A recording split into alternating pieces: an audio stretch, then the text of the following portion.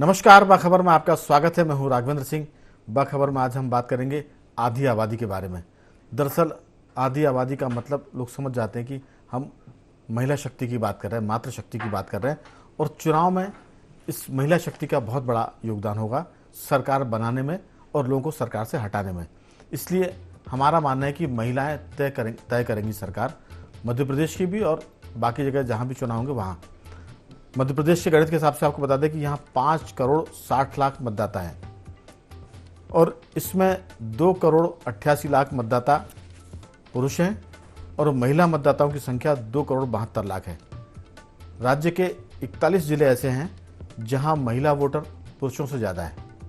ये तो हुआ गणित आंकड़ा, लेकिन अब इसकी सीधी सी बात यह कि जो पार्टियाँ हैं, जो पॉलिटिकल लीडर है, उनका रुझान है जो पहली बार का वोटर है, फर्स्ट टाइमर वोटर, चूँकि वो जल्दी से बहल सकता है, उसको फुसला सकते हैं और वो किसी भी जोश खरोश की बातों में आ सकता है। इसलिए उनका पहला टारगेट है जो पहले टाइम का वोटर है, फर्स्ट टाइमर, युवा मतदाता। दूसरी बात, महिलाएं। मातृशक्ति भावुक होती है और अगर वो जिसके साथ हो जाती है तो फिर उसके पक्ष में वोट देते हैं। कई बार ऐसा भी होता है कि पति कहता कहीं और वोट डालने को, लेकिन पत्नी किसी और को वोट दे के आती, क्योंकि ये उनका एक तरह का मन का रिश्ता है। अगर महिलाओं के मन में कोई पार्टी या व्यक्ति है तो ये मान लीजिए कि उसकी जीत का पड़ला भारी हो सकता है। हम नहीं कहते कि वो जीत ही जाएगा, लेकिन पड़ला भारी हो जाएगा, ये ऐसा मान सकते हैं चुनाव के गणित के हिसाब से। इसलिए आज हम बात कर रहे हैं कि जो पार्टी आधी आबादी को अपनी तरफ कर लेगी, जीत का जो प्रतिशत है उसका बढ़ जाएगा। इस पर विस्तार से बात करेंगे। चर्चा करने के लिए हमारे साथ मौजूद है स्टूडियो में हमारे सामाजिक सरोकार से जुड़े साथी कमल राठी जी, और टेलीफोन लाइन पर हमारे साथ जुड़े हैं मध्य प्रदेश के ग्रामीण क्षेत्र के और ख़ासतौर से जो श्रमिक वर्ग है उसके जानकार पत्रकार रघुवर दयाल गोहिया जी, और स्काइप पर जुड़ेंगे हमारे साथ मध्य प्रदेश के वरिष्ठ पत्रकारों में शामिल गौरव चतुर्वेदी जी। चर्चा की शुरुआत राठी जी आपके साथ करेंगे कि ये जो सारा मामला है बेटियों का, बहनों का, और इसको लेकर आपकी राय क्या है? बिल्कुल, हम जो भी राजनीतिक दल का मैनिफेस्टो भी देखते हैं तो उनका एक झुकाव और मैनिफेस्टो में जो वादे हैं वो महिलाओं के लिए ज़्यादा हैं बनिस्बत अन्य काम लोगों के लिए।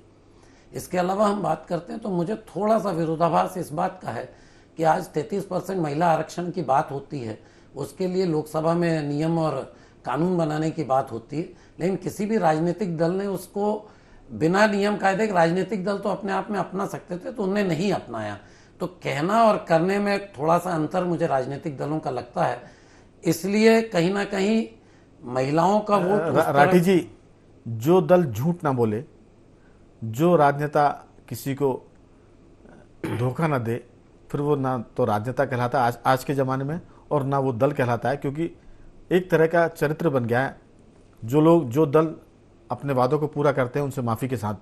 आमतौर से जो धारणा है वो ये कि पॉलिटिकल आदमी से आप वादे करा लो कि आसमान से तारे चाहिए, अगर किसी इलाके के वोटर कह देंगे तो ऐसे कई आपको प्रत्याशी मिल जाएंगे जो कह देंगे वोट तो दीजिए, आपको आसमान से तारे भी हम लाकर दे देंगे परसों। ये भी इस तरह की बात होती है जी। बिल्कुल आपकी बात है। नहीं, इन्होंने नियम चूंकि पारित किया है, लेकिन जब हम बात करते हैं प्रैक्टिकली तो कोई राजनीतिक दल को अगर 33%, 40%, 50% भी महिलाओं को वोट देना है तो कोई कानून आड़े नहीं आ रहा है। तो वादा करना और करनी, दोनों में जो कथन और करनी दोनों में जो फर्क है वो सामने है। तो मुझे ये लगता है कि महिलाएं इस बात का जरूर आकलन करेंगी, क्योंकि ये विषय चुनाव के पहले उठ गया। अगर ना उठता तो शायद आकलन ना होता, तो एक आकलन होगा और जिसकी तरफ उनको ज्यादा भरोसा लगेगा तो उस तरफ वोट करेंगे, ऐसा मैं मानता हूं। बिल्कुल। बाकी रही बात जितने चुनावी वादे, जो मैनिफेस्टो और वादे आए हैं, उसमें हम देखेंगे जैसे गैस सिलेंडर है, बिटिया रानी योजना है, या लाडली बहना योजना है। नाम अलग अलग हो सकते हैं, दोनों ही राजनीतिक दल, जो मुख्य राजनीतिक दल हैं, दोनों ने किया है। और घरेलू बजट के हिसाब से, जैसे आज एक विज्ञापन देख रहा था किसी राजनीतिक दल का मैं, तो घरेलू बजट के हिसाब से महीने में क्या बचत हो जाएगी, जैसे बिजली की बचत है, तो उनने ये सब चीजों को तो वो फोकस तो पूरा किया है। लेकिन अब देखते हैं कि पब्लिक किस करवट जाती है और किस तरफ रुख करती है। बाकी आपके माध्यम से, चैनल के माध्यम से, और आप इतना अच्छा सामाजिक कार्यक्रम भी रखते हैं, तो तो मुझे एक कहना है कि ये पर्व, चुनावी पर्व जो हमारा 17 तारीख को है, तो अधिक से अधिक संख्या में कम से कम सभी लोग निकल के और मतदान करें। और जो विकलांग या बुजुर्ग हमारे नहीं जा सकते थे, चुनाव आयोग ने इस बार घर से भी वोटिंग कराई है, तो मुझे लगता है इलेक्शन कमीशन काफ़ी अच्छा काम कर रहा है, बधाई का पात्र है। तो वो कहीं ना कहीं ये सब महिलाएं भी और आगे जितने भी लोग हैं अपने अड़ोसी पड़ोसी रिश्तेदार सबके साथ मतदान अवश्य करें। जिस राजनीतिक दल को चाहे वो कर सकते हैं। और अब तो ये व्यवस्था भी है कि अगर आपको प्रत्याशी या कोई चीज़ पसंद नहीं आती तो आप नोटा पे भी कर सकते हैं, लेकिन मतदान का उपयोग जरूर करें। बिल्कुल। लेकिन जो चुनाव की आप बात कर रहे हैं, लेकिन गौरव जी भी और जो साथी पत्रकार हैं गोहिया जी इस बात से जरूर सहमत होंगे कि अगर कोई व्यक्ति, ये अब हम लोग की राय है कि 2 बार 3 बार तक वो मतदान नहीं करता है तो उसके वोटिंग राइट को ख़त्म कर देना चाहिए। हालांकि ये लोकतंत्र के खिलाफ है, लेकिन जैसे कहते हैं ना कि कई बार अगर कोई ड्राइविंग कर रहा है गाड़ी और उससे 2-3 बार गलतियां होती है तो 1 बार चालान, 2 बार चालान और तीसरे बार के चालान में उसका लाइसेंस निरस्त कर दिया जाता है। तो वोट का अधिकार बड़ी मुश्किल से मिला है। कई हज़ार कई लाख लोगों ने कुर्बानियाँ दी है, माने दशकों का संघर्ष है। इसके लिए महात्मा गांधी के पहले और महात्मा जी के बाद लोगों ने बहुत मेहनत की है। तो इसको जो अधिकार मिला है इसका उपयोग करना चाहिए। और राठी जी की बात से मैं बिल्कुल 100% सहमत हूँ कि वोट जरूर डालना चाहिए। और ये आंकड़ा 100% तक ना जाए, 100% तक, लेकिन 90% के आसपास सब जगह वोट डालने चाहिए, क्योंकि वोट ऐसा है जिससे हम सरकार बदल सकते हैं। नोटा की जहाँ तक बात है तो वो उसमें नेगेटिविटी ज़्यादा, लेकिन किसी को इस पर ही वोट डालना है तो जरूर है, लेकिन वोट डालने की बात होनी चाहिए। और इसके लिए मैं राठी जी की बात से सहमत हूँ कि चुनाव जो आयोग है उसके लिए वो साधुवाद का पात्र है कि इस तरह की सुविधाएं दे रहा है विकलांगों के लिए और बुजुर्गों के लिए। गौरव जी, सारा मामला आधी आबादी पर आकर टिका हुआ है। घर परिवार भी उनके बगैर नहीं चलता, पूरी सृष्टि आधी आबादी के बगैर नहीं चलती। खाली अगर पुरुष हो तो संसार नहीं चलेगा, और महिलाएं अगर घर में ना हो तो घर की रौनक खत्म हो जाती है। चाहे वो माँ हो, चाहे बहन हो, चाहे पत्नी हो, वो घर को व्यवस्थित रखती है और घर में रौनक बनी रहती है। उसी तरह से मतदान के मामले में सरकारों की जो पार्टियां हैं उनकी रौनक महिलाएं हैं। अगर मातृशक्ति ने उनको वोट कर दिया तो उस पार्टी का जो कार्यालय है, जो पार्टी वो गुलजार हो जाएगी। तो महिलाओं को, मातृशक्ति को लुभाने के लिए सब पार्टियों ने अपने अपने घोषणा पत्र में, संकल्प पत्र में, वचन पत्र में बहुत सारी बातें की है। उसके विस्तार में हम नहीं जाएंगे, अगर आप चाहें तो उसका उल्लेख करें। लेकिन जिन महिलाओं के मन में, जिन बेटियों के मन में पार्टियां हैं, अगर वो पार्टी को वोट कर देंगी तो जीत का पड़ला उसकी तरफ झुक जाएगा। ये आज की चर्चा का मुख्य मकसद है। जिस तरफ आधी आबादी होगी महिलाएं, वो जीत के निकट पहुंच जाएगी पार्टी। गौरव जी। राघवेंद्र जी, आप बात तो सही कह रहे हैं, लेकिन सामाजिक तौर पर हम देखें, राजनीतिक तौर पर हम देखें तो महिलाओं की राजनीति में रुचि बन नहीं पाई है। सिर्फ लोक लुभावन योजनाओं के माध्यम से राजनीति में पार्टिसिपेशन होना और विकास के मापदंड से राजनीति में पार्टिसिपेट करना, दोनों में जमीन आसमान का अंतर है। महिलाओं को सशक्त बनाना है तो महिलाओं को शिक्षा देना जरूरी है, महिलाओं को रोजगार देना जरूरी है, महिलाओं को सामाजिक वातावरण देना जरूरी है। 1500 रुपए, 2000 रुपए, 3000 रुपए, 450 रुपए, 500 रुपए देकर ना महिलाएं राजनीति में भागीदारी कर पा रही हैं और ना सही दिशा में जा पा रही। क्योंकि क्या होता है, कई बार, अधिकांश महिलाओं की बात नहीं कर रहा हूं, लेकिन महिलाओं का कुछ प्रतिशत उन योजनाओं के लालच में, उस पैसे के लालच में एक तरफ जाने लगता है। इस प्रथा को रोकना सबसे ज्यादा जरूरी है, तभी लोकतंत्र मजबूत हो पाएगा। बात भले ही भारतीय जनता पार्टी आरक्षण की कर रही हो 33% की, लेकिन आपने भी देखा ना कांग्रेस ने ना भाजपा ने 33% महिलाओं को भागीदारी दी ही नहीं विधानसभा चुनाव में। तो ऐसी परिस्थिति में गौरव जी, आपकी बात को रोक रहा हूं थोड़ा सा। कमल राठी जी ने भी इसका जिक्र किया था। अधिकार कोई मन से कहां देता है? भाई भाई को अधिकार नहीं दे पाता है, पिता पुत्र को अधिकार नहीं पाता, फिर तो ये महिलाओं को अधिकार देने की बात है। आपको लगता है कि ये पार्टियां कोई मन से कर रही होंगी सब बातें? ये सब बातें वो मजबूरी में कर रही हैं कि 33% हम इनको माने इलेक्शन लड़वाएंगे, इनको टिकट देंगे, ये दबाव में है, मजबूरी में है और आज नहीं तो कल इस लाइन पर आना पड़ेगा। अभी नहीं तो अगले 2 साल में, 3 साल में, 4 साल में, अगले 5 साल में जरूर महिलाओं को 33% टिकट देने पड़ेंगे हर पार्टी को। आप कितना भी अपने आप को रोक लें, लेकिन ये बहुत लंबा चलेगा नहीं। जी, मैं राघवेंद्र जी इसकी जगह ये कहना चाहता हूं महिलाओं से कि अगर आपको भागीदारी नहीं मिल रही है, आपको आपका अधिकार नहीं दिया जा रहा है, तो मैं कमल राठी जी की बात से सहमत हूं कि मतदान करें और जाकर नोटा पर करें, जिससे राजनीतिक दलों को भी ये समझ में आए कि पैसा बांटने से महिलाएं सशक्त नहीं होती हैं। बिल्कुल, महिलाओं को सशक्त करने के लिए बाकी जवाबदारी भी देना बहुत जरूरी, बाकी सुविधाएं भी देना जरूरी है। ऐसा ही सब कुछ नहीं होता है। बिल्कुल, हम देख रहे हैं मध्य प्रदेश सरकार पर कितना बड़ा आर्थिक बोझ पड़ा हुआ है और दोनों राजनीतिक दलों ने जिस तरीके से महिलाओं को लेकर के घोषणा की है, आने वाले 4 महीने 5 महीने बाद तनख्वाह बांटने के लाले पड़ जाएंगे। तनख्वाह बांटने के लाले पड़े हुए हैं। हर महीने कर्ज लेकर वेतन बांटा जा रहा है। आप जो कह रहे हैं अभी कर्ज लेकर वेतन बांटा जा रहा है, कुछ महीनों बाद कर्ज भी नहीं मिलेगा और वेतन भी नहीं बट पाएगा। बिल्कुल, टैक्स रेवेन्यू कलेक्शन है ही नहीं। मैं ऐसी परिस्थिति में महिलाओं से भी आग्रह करना चाहता हूं कि राजनीतिक दलों को ये बताएं कि हम आपके ऊपर आश्रित नहीं है, हम भी एक सशक्त भागीदारी निभाना चाहते हैं, जिससे सशक्त वातावरण बने, सशक्त लोकतंत्र बने। बिल्कुल, दरअसल ये स्थिति तो अभी मुझे लगता है कि नहीं बन पाएगी। ये जरूर तब बनेगी जब 33% उनको भागीदारी मिलेगी विधानसभा में, लोकसभा में, तब महिलाएं जरूर अपनी झाड़ू चलाएंगी, अपना डंडा चलाएंगी और फिर वो बताएंगी कि मातृशक्ति क्या। लेकिन अभी जो हम फोकस कर रहे थे कि ये जो मातृशक्ति है, महिला है, बेटियां हैं, बेटी है, इनके लिए हर पार्टी अपने अपने घोषणा पत्रों में, वचन पत्रों में, संकल्प पत्रों में जो वादे लेकर आई हैं, उस लिहाज से उनके वादों को देखकर, उनके कामों को देखकर जिस तरफ महिलाओं का पलड़ा झुक जाएगा वो पार्टी सत्ता के निकट पहुंच जाएगी। कहा जाता था ना कि जिस तरफ जवानी चलती है जमाना उस ओर चलता है, तो जिस तरफ मातृशक्ति चलेगी मतदान के दिन, वो पार्टियां सरकार की तरफ चली जाएंगी, बनाने की तरफ चल जाएंगी। मैं रघुवर जी से पूछूंगा, रघुवर जी आप तो बहुत लंबे समय से पत्रकारिता कर रहे हैं, मातृशक्ति आधी आबादी होती है, चाहे वो वोट के हिसाब से कर रहे हैं या संसार को चलाने के हिसाब से करें।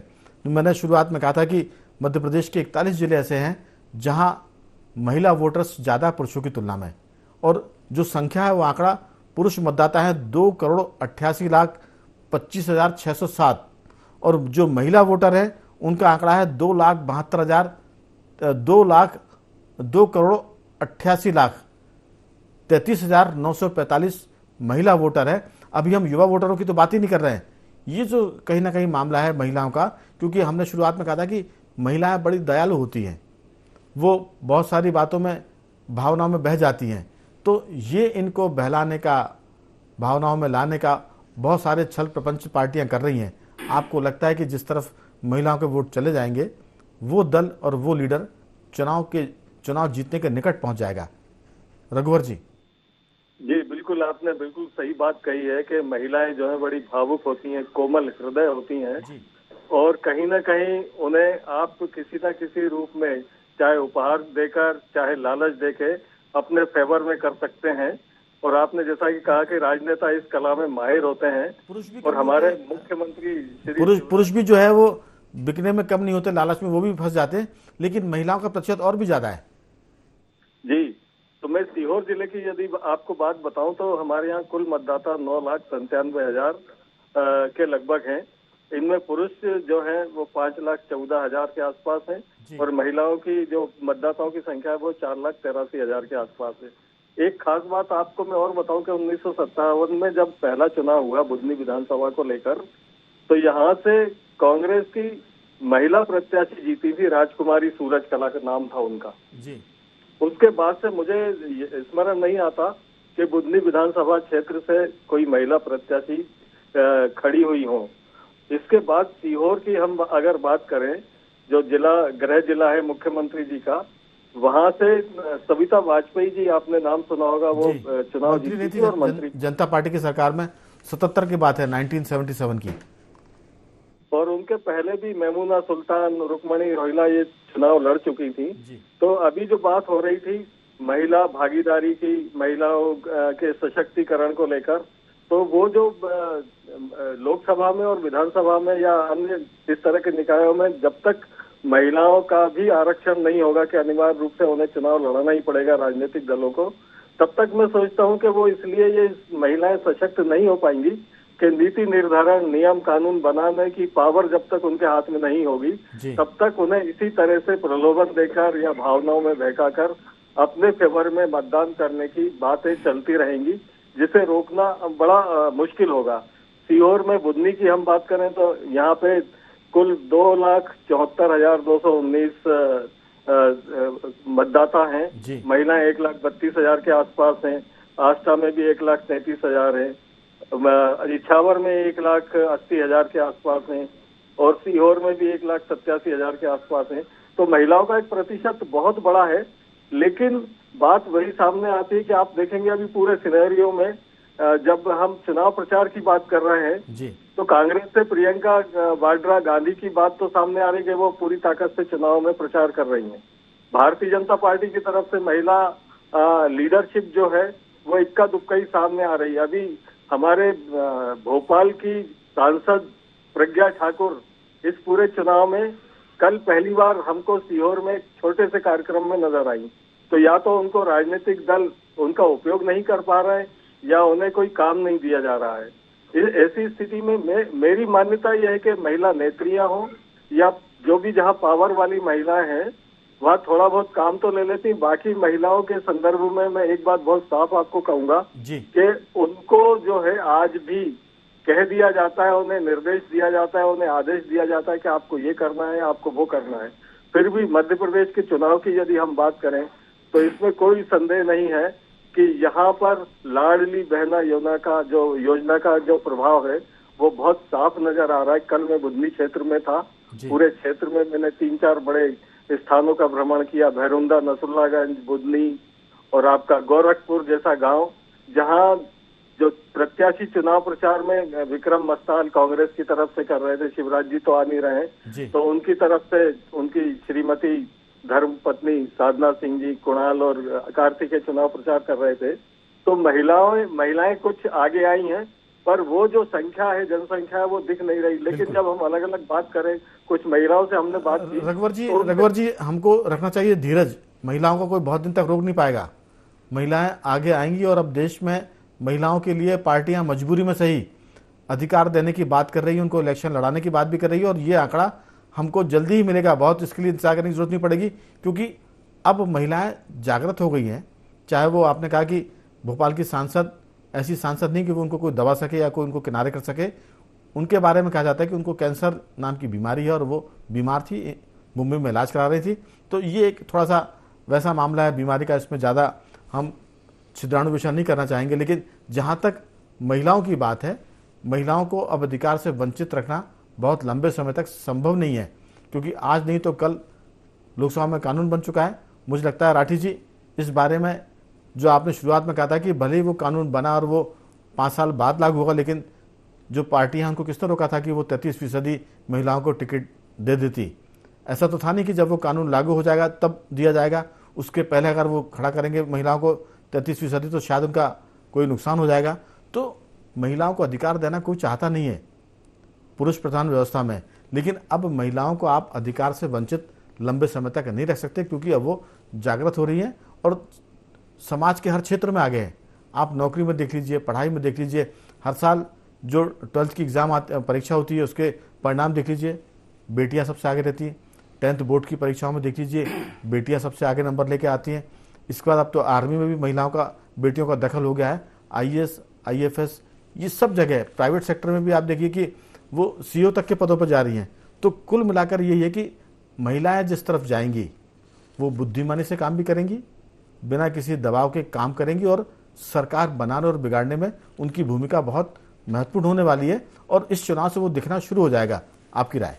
बिल्कुल आपकी बात से मैं सहमत हूँ और जैसा मैं ये कहना चाहता हूँ कि महिलाओं को अपने आप भी कम से कम शहरी क्षेत्र में कुछ महिलाएं जो पढ़ी लिखी, जो बोल्ड होकर अपने आप को आगे कर रही हैं किसी राजनीतिक दल से अगर ना इच्छा करती हो, जी। सामाजिक उससे भी हो, तो उन्हें खड़ा होना चाहिए। खड़ा होकर पूरी महिलाओं को एक तरफा उन्हें जिताना चाहिए।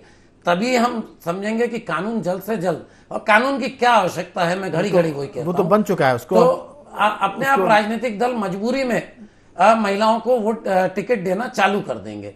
तो महिलाओं को ऐसे आगे आना पड़ेगा। शहर से शुरू होंगे, ग्रामीण क्षेत्र में भी हो जाएगा जी। तो ये कोई बहुत बड़ी बात नहीं है। और मुझे लगता है कि अगले इलेक्शंस तक ये चीजें भी, आपको लोकसभा इलेक्शन में इसका कहीं ना कहीं रुख दिखेगा कि महिलाएं भी बहुत आगे आई हैं। क्योंकि जो अब चुनाव प्रचार का भी तरीका है, तो मुझे लगता है इस बार चुनाव प्रचार में खर्चे भी कम हुए हैं और सोशल मीडिया के माध्यम से ज़्यादा प्रचार हुआ है। तो आगे धीरे धीरे सोशल मीडिया पे भी देखेंगे कि हमारे कई कथावाचक अपने आप सोशल मीडिया के माध्यम से इतने बड़े फेमस हुए हैं। राठी जी, लाइन लगी हुई है। खर्च तो कम हमको दिख रहा है। अब तो गौरव जी मेरी बात से सहमत हो सकते हैं, चुनाव में खर्च आपको कम दिख रहा है, लेकिन टिकट पाने में खर्च बहुत बढ़ गया है। अब जितनी ताकत से टिकट लाने पड़ते हैं और टिकट पाने के लिए जो खर्च देना पड़ता है, वो मुझे लगता है कि वो संख्या, वो आंकड़ा लाखों और करोड़ों में चला गया है। जब आदमी करोड़ों रुपए खर्च करके टिकट लेकर आएगा तो जनता के बीच में वो उसका खर्चा प्रचार का वैसे ही कम हो जाएगा। गौरव जी, आप चाहें तो इस पर रोशनी डाल सकते हैं। जो बात राठी जी करते हैं कि चुनाव में खर्च कम हो गया है, मेरा मानना है खर्च कम नहीं हुआ है, टिकट पाने में बढ़ गया है और जनता के बीच में खर्च कम हुआ लगता है। आपकी राय? राघवेंद्र जी, दो बातें मैं यहाँ करूंगा। एक चर्चा में एक बिंदु यह आया कि महिलाएं बहुत संवेदनशील होती हैं, सीधी सरल होती हैं और वो लालच में आ जाती हैं। ऐसा बिल्कुल भी नहीं है। चलिए, लालच में पुरुष मतदाता भी आते हैं और महिला मतदाता भी आते हैं। और मैंने इसका जिक्र किया था इंटरप्ट करके कि पुरुष भी लालची होता है महिलाओं से ज्यादा। जी जी जी, तो सारे मतदाता लालची हैं। और दूसरा जो आपने विषय उठाया है खर्चों को लेकर के, तो खर्चों को लेकर के वस्तुस्थिति ये है कि जब आम मतदाता ये देख रहा है कि प्रत्याशी टिकट खरीद कर ला रहा है, तो वो भी प्रत्याशी से पैसे वसूल रहा है। सार्वजनिक प्रचार प्रसार आपको कम दिखाई दे रहा हो, सोशल मीडिया पर ज्यादा दिखाई दे रहा हो, लेकिन जिस तरीके से इस चुनाव में पैसा बंटा है मतदाताओं के बीच में, जिस तरीके से मतदाताओं को भ्रमित करने का काम किया गया, मैं समस्त मतदाताओं की बात नहीं कर रहा हूं, लेकिन मतदाताओं का एक अधिसंख्य वर्ग प्रत्याशियों से, दोनों प्रत्याशियों से, सभी जो प्रत्याशी दे सकता है उस प्रत्याशी से भरपूर पैसा ले रहा है। कहीं मोबाइल बटे हैं, कहीं पाइजेब बटी है, कहीं मोटरसाइकिल्स बटी है, कहीं नगद बटा है। तो ये इस कारण से जो पैसा यहां लग रहा है, सबसे ज्यादा दुर्भाग्यपूर्ण और खतरनाक यह पैसा है जो वोट खरीदने के नाम पर दिया जा रहा है।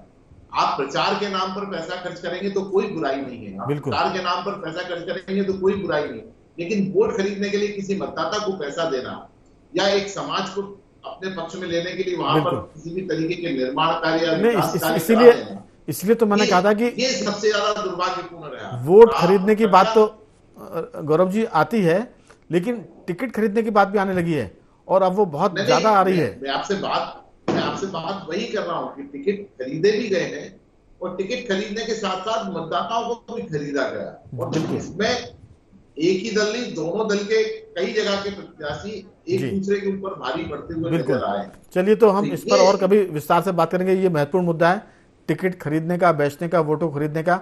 अभी जो हमारा फोकस था वो ये था कि आधी आबादी की स्थिति क्या है और वो जिधर जाएगी वहां जीत हासिल हो जाएगी। रघुवर जी, आपकी बहुत छोटी सी टिप्पणी 2-4 वाक्यों में। जी, आधी आबादी की ताकत अब धीरे धीरे सामने आने लगी है और आप और हम ये देख रहे हैं कि पूरे देश में मध्य प्रदेश पहला ऐसा राज्य बन गया है जहां दोनों राजनीतिक दलों ने महिलाओं को केंद्रित करके अपनी योजनाएं और अपनी घोषणाएं अपने वचन पत्रों में दी हैं। इसके मायने सीधे सीधे ये लगाए जाने चाहिए कि अब महिलाओं की ताकत पूरे देश में बढ़ने वाली है और जो मध्य प्रदेश में जो बात निकल के सामने आई है वो पूरे देश की बात और आवाज बनने जा रही है। तो कुल मिलाकर कल हमने बात की थी कि आदिवासियों से आस, जिधर आदिवासी वोटर जाएगा सरकार उसकी बन जाएगी, क्योंकि 45 से करीब 55 सीट ऐसी जहां आदिवासी खुद डिसाइड करता है कि कौन वहां से जीतेगा। तो हम मानते हैं कि आधी आबादी भी महत्वपूर्ण है। तीनों मेहमानों का मैं धन्यवाद करूंगा। रघुवर जी आपका साधुवाद, गौरव जी आपका बहुत बहुत धन्यवाद कि आप चर्चा में जुड़े। राठी जी आपका बहुत बहुत धन्यवाद। तो बाखबर में आज सिर्फ इतना ही। बने रहिए हमारे साथ और देखते रहिए IND24।